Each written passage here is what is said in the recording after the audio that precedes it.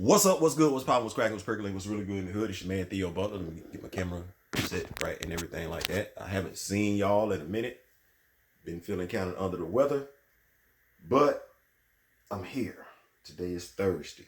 Throwback Thursday. That's what we always like to call Thursday. I'm a little bummed out today though. Why am I bummed out?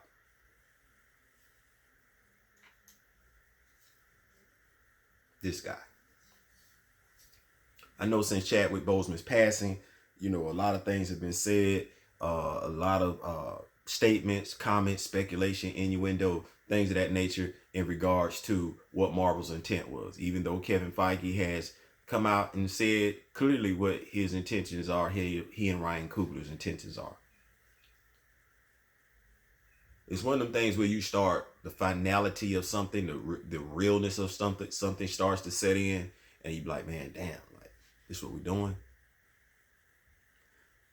So I was thinking the other day, and I asked myself, I said, after Robert Downey Jr. portrayed Tony Stark in Iron Man 1, he did a fantastic job, by the way, because like I said, when they first announced Robert Downey Jr. to play the role of Tony Stark, I was like, what? But he did it. And I'm pretty sure that Robert Downey Jr.'s portrayal of Tony Stark in the very first Iron Man was iconic.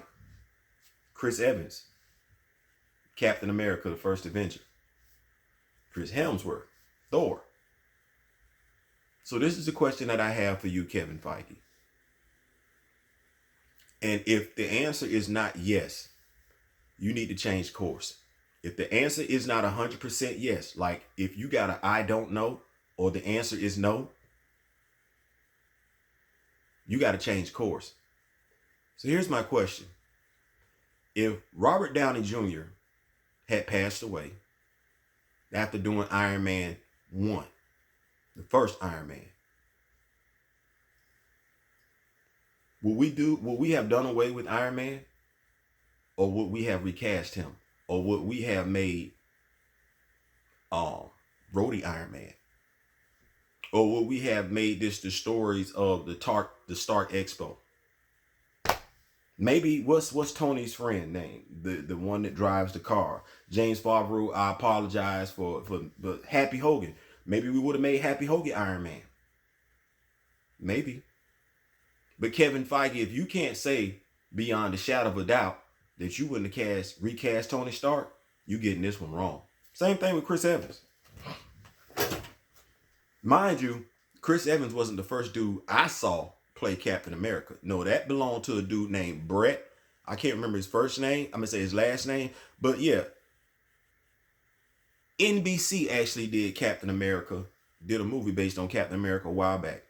And before we even got Tobey Maguire, you need to know CBS had a whole Spider-Man series. Yes, they did. As a matter of fact, Thor has showed up on NBC prior to Chris Hemsworth playing him. Chadwick Boseman was the first person that we got to portray T'Challa in real action.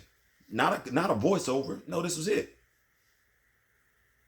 Much like Chris Evans with Steve Rogers.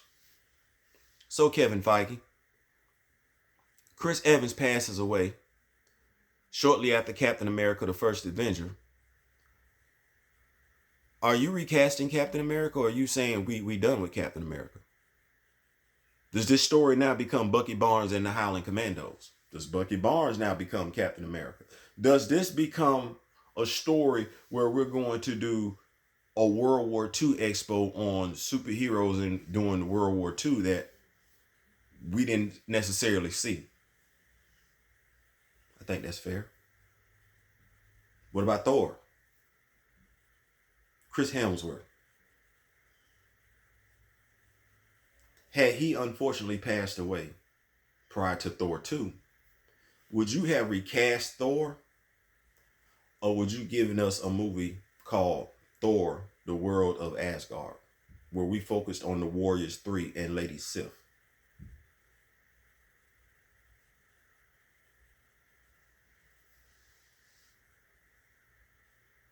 I'm bummed about T'Challa.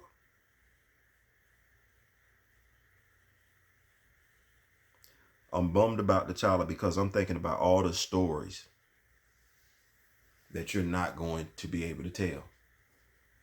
All the stories that should be told, that little black boys deserve to hear, you're not going to tell them.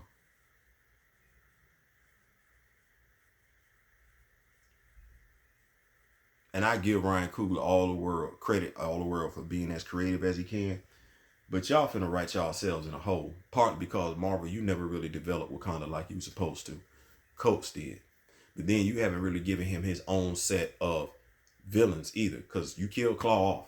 Ulysses Claw was it. You finna have it do this whole thing with Namor. Namor is an anti-hero. So he's gonna be good guy, bad guy sometime. Should he? I don't even like how you finna shortchange her character just to get her to put on this mantle.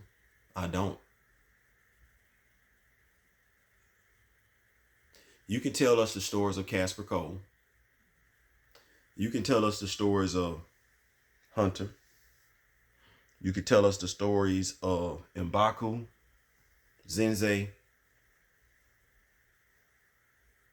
Nakia, Okoye. And those are some great stories. But the story of T'Challa deserves to be told.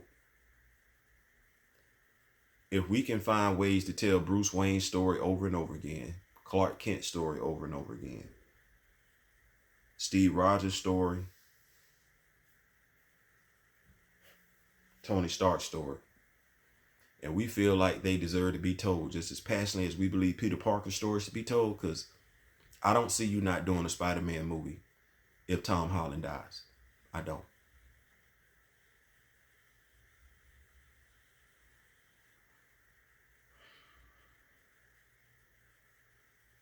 I'm going to support you.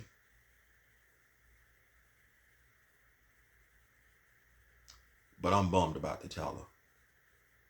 As we all should be.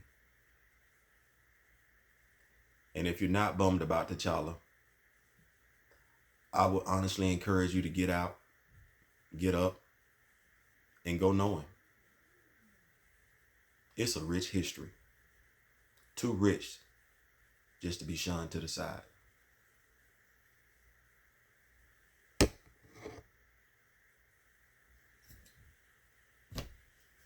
I ain't saying. I'm just saying. Peace.